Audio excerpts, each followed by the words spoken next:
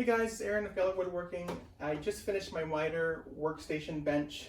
I built it for a little under $60 and it took me a little less than 2 hours to make it when you take away the filming part. So let's dive in and let's see how we can make it. So the first step is to cut down the 2x4s, and I have it set to 672 millimeters. You can do yours in inches if you want, but I'm actually going to add an extra millimeter or two, and here's why.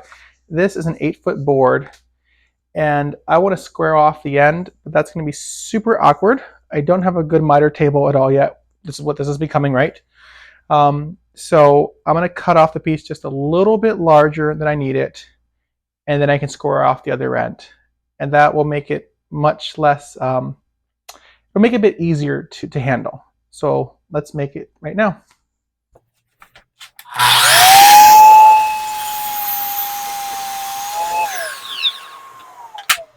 So the next part we're going to do is, we got a piece right here. We are going to make the bottom part of this. Essentially, we need to do it in two ways. Two parts. So it's going to be both this way and then also this way as well. And the reason why I'm doing that is we need kind of this flat surface, because when we take these casters, well, they need, you know, some wood to go into. Otherwise, we're just not gonna be able to have enough area. So that's the first reason why we're doing this configuration. And then on top of that, that's gonna add more rigidity and strength to it. So now we're gonna cut the width pieces real quick. When I am making that initial cut in a new board, I don't trust the factory edge at the end. So I have my reference piece right here. Make sure I don't hit the camera. And again, I'm going to cut just ahead of that mark, and then I'll come and clean it up shortly here. So again, cut that way. Alrighty.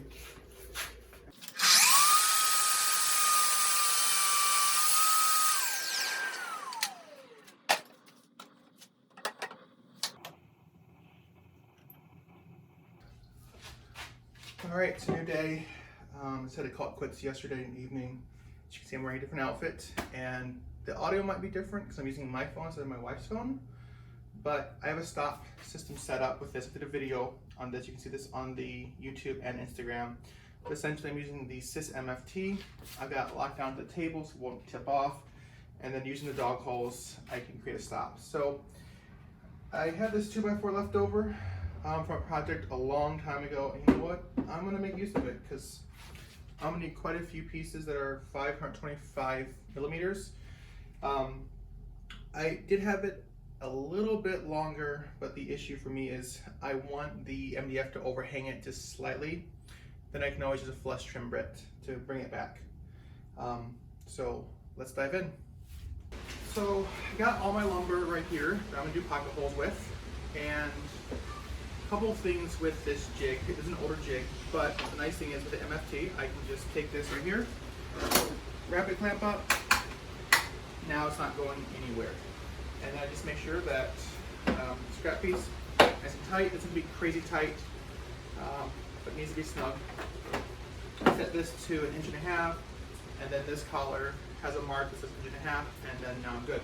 Now, another thing I'm gonna do, and we'll see how well this works, is I'm gonna try to have this hose right here to pick up some of the shavings, but I don't have the proper dust fixture, so it's gonna get crazy here.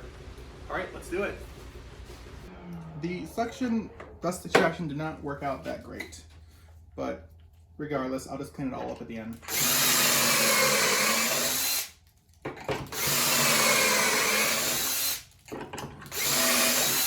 And that's how easy it is.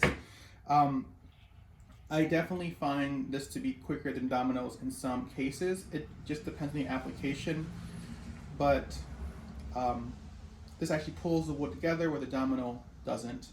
Although I can see a case where you may want to combine them potentially, but for a shop project, this works really nicely.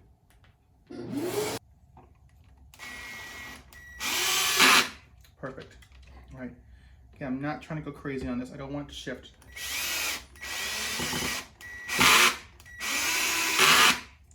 Should be plenty. I think that's one mistake I made early on, was just cranking it down, and it's just not necessary. In fact, it'll perhaps bring your project out of square. This is not strictly necessary, but I am going to add this vertical piece just for added strength. Nice snug fit. I'm going to save you guys from having to watch me screw this in. It's not that interesting, but you guys get the gist of how this works. A little learning lesson, not a big deal, but I think it is better for me to have this laying flat. That way these two are flush with each other from the outside.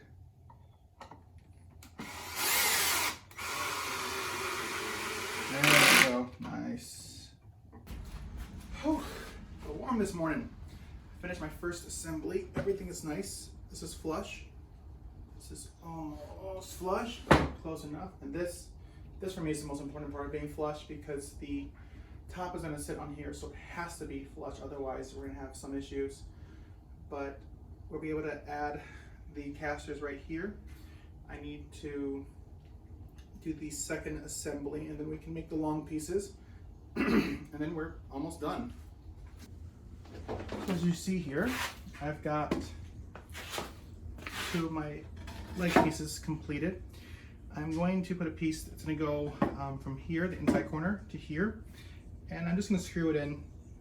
That's just as easy than spending time on pocket holes. I just finished making my final cuts. At this point, I need to attach everything, attach the top, attach the wheels, and yeah, we've got a little miter station. I'm outside the garage right now because I'm going to put the MDF top on here and chamfer it, and I don't want all that dust in there. But that being said, I did assemble it, and so you see I have a cross beam right here. I don't think I'm going to add a cross beam on the bottom, but I might in the future. We'll see.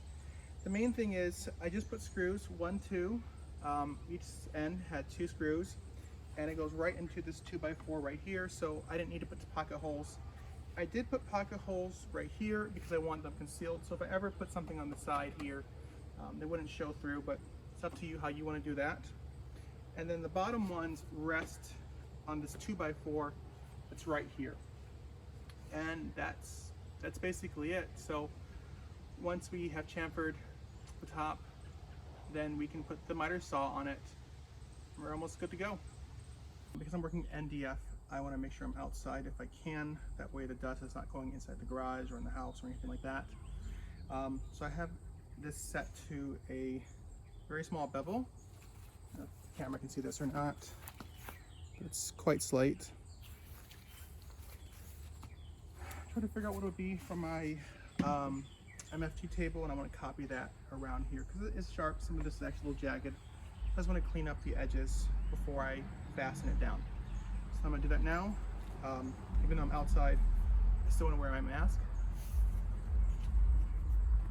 Eye protection.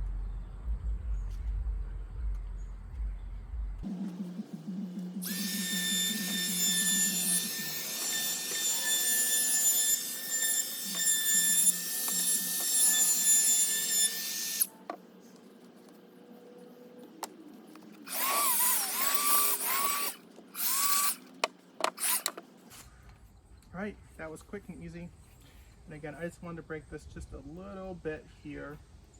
Not much, but it'll help it make it last longer. Not look so gross over time. And if it does get bad, I can always change it out. This is only 15 bucks. All right, it's done, or at least the first part of it's done. Overall, I think it took about a little under $60. So this was $15. A 2x4 foot sheet of MDF that's 3/4 inches thick, so about 19 millimeters. I spent about $18 on lumber. I did make a few extra cuts I shouldn't have made, so maybe get it for like $15 of lumber, and you might already have this around. And then the casters are about 20 bucks off Amazon. I can put a link in the description for those. Really nice and hardy 3-inch casters. So just to show you a little bit more about this, it's super basic. In time, I would like to build some drawers onto here, that way more permanent. But honestly, I probably at that point would do something a little more complex or extravagant. But for now, I've got outfeed support. So this is my Sys MFT.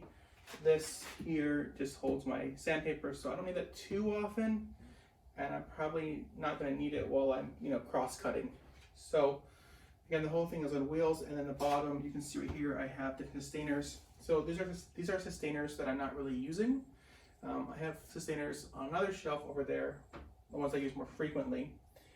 But again, I've got nice cross-cutting support. I got things off the ground, which is wonderful. And two, if I decide, let's see here, if I can kind of move this a little bit to show you guys here.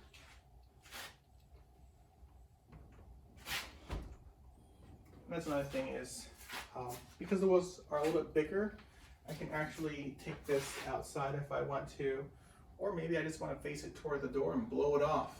So I can do that as well. Again, overall, I'm really happy with how this came out. And then I'm going to be working on a stand for my little table saw shortly too, because that's on the ground and I need to get it off the ground, otherwise it's kind of hard to use it. So thank you so much for watching. Subscribe for more videos and tips, and I'll see you guys in the next one.